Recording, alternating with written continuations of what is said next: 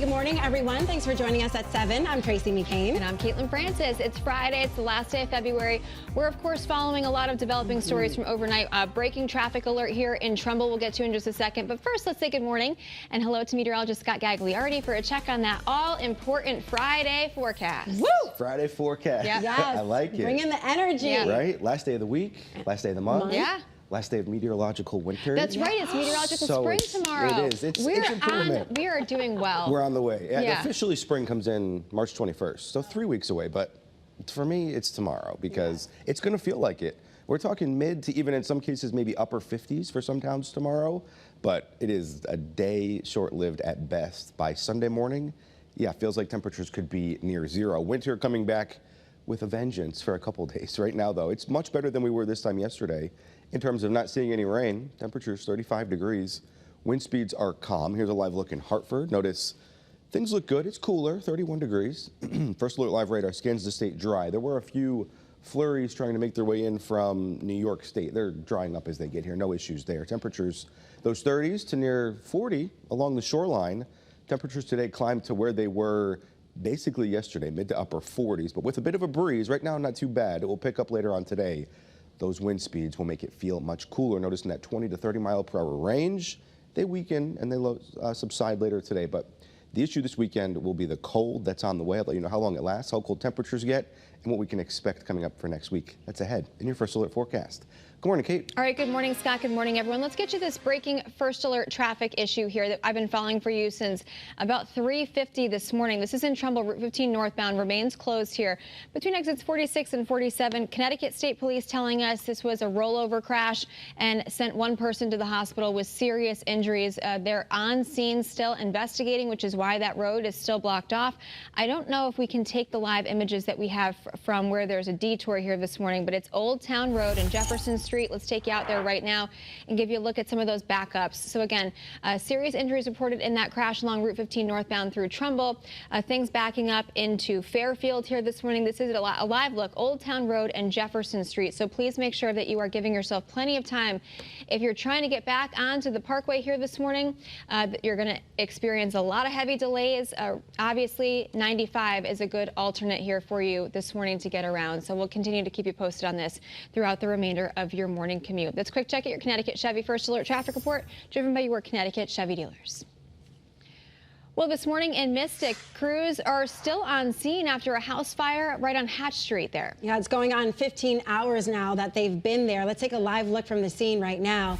And this is where the fire chief says that they had to rescue a man from inside the home. They say they caught him trying to put out the fire all by himself. So that man taken to the hospital, we're told he's expected to survive. The chief, though, says they're not sure what caused the fire, and that's currently under investigation, but they do believe that this might have been a hoarding situation. And we just learned just about 10 minutes ago that there was a partial building collapse with hot spots from overnight. All right now, an investigation into what sent 12 people, including children, to the hospital yesterday. Students and staff at Thompson Middle reported feeling nauseous and sick, and they were sent to the ER. So, again, some good news here. Those dozen people out of the hospital this morning, but your reporter, Owen Kingsley, has the next steps in this investigation.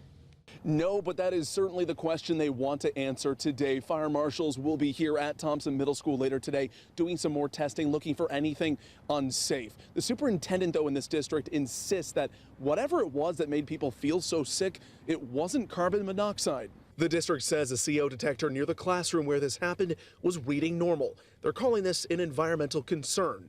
We do know an exhaust fan and ventilation unit inside that same classroom failed.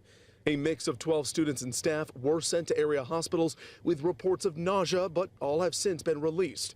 But first responders say right now things are safe. The school day continued as normal yesterday and will again today.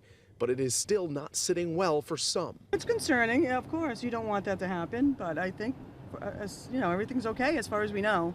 Otherwise, they wouldn't have let us back in the building. Although everyone is okay today, obviously, that lingering question still remains. What caused this to send so many people feel so sick and be rushed to the hospital? Well, as I mentioned, fire marshals and fire officials, they'll be back here on scene later today doing more testing and continuing this investigation. Your reporter, Owen Kingsley in Thompson, Channel 3 Eyewitness News. This morning, officials say Pope Francis continues to improve, but they add he needs a few more days of stability before they can be sure of a full recovery. Some good news here to share with you. Doctors appear to no longer be describing his condition as critical. The pontiff has been in the hospital for 2 weeks since Valentine's Day, battling double pneumonia. We're on top of developing news this morning from New Haven, where police are investigating a stabbing right near the intersection of Clay and Shelter Streets. Police say the person who was stabbed has non-life-threatening injuries. We don't know, however, if police have made any arrests. We'll keep you updated. So we're working to learn some more about this developing situation from overnight in Waterbury. You can see our cameras captured the view of this scene on Chase Avenue. This was again last night before 11 o'clock. All the damage there done to those 2 cars. We're going to bring you any updates as soon as we hear back from police, both here on air and the WFSB app. And this morning, troublesome concerns as the measles outbreak in the United States expands. The Department of Health now monitoring this closely, and they say they're tracking down areas across the country where people may have been exposed. You might remember just this week, a child died from the illness in West Texas. Officials say the outbreak is primarily impacting unvaccinated children and teenagers. More than 100 children are sick, at least 18 had to be hospitalized. And this is now considered one of the largest outbreaks since the disease had been considered eliminated in the U.S. in the year 2000.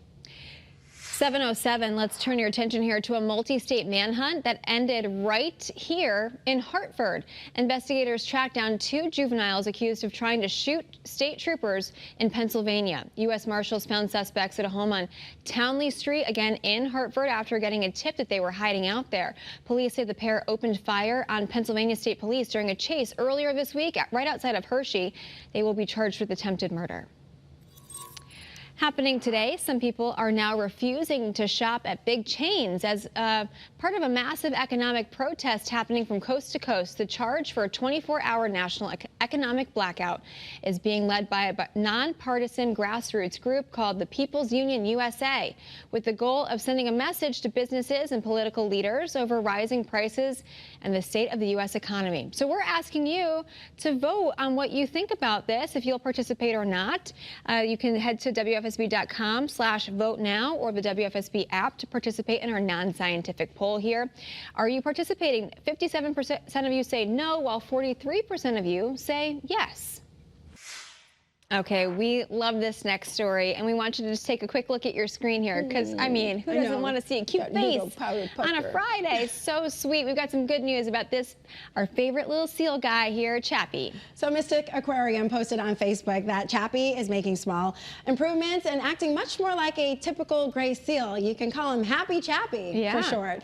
The seal pup, remember, was found on Chapel Street in downtown New Haven. He's rehabbing right now at Mystic Aquarium and being treated for pneumonia, as well as gastrointestinal issues. So we hope the little guy feels better. We really do, and it sounds like he's well on his way, so good news there. The way it feels outside right now, it's quite chilly. New Haven, you're the mild spot, 41 degrees. Notice the green, though, the lack of any snow. It might be a little bit, but it's basically all gone there. Check this out. This is from Jeff Aborn in Staffordville. He has some frost on his car. Don't be surprised at some of the inland towns. We had that moisture out there yesterday. You have a light coating in some spots of that freeze out there. Temperatures, notice they're cooler to the north, right along the shoreline, though, closer to 40. Temperatures, they climb to the mid-40s today, but we'll have much more on how cold it gets this weekend. That's coming up with your First Alert forecast.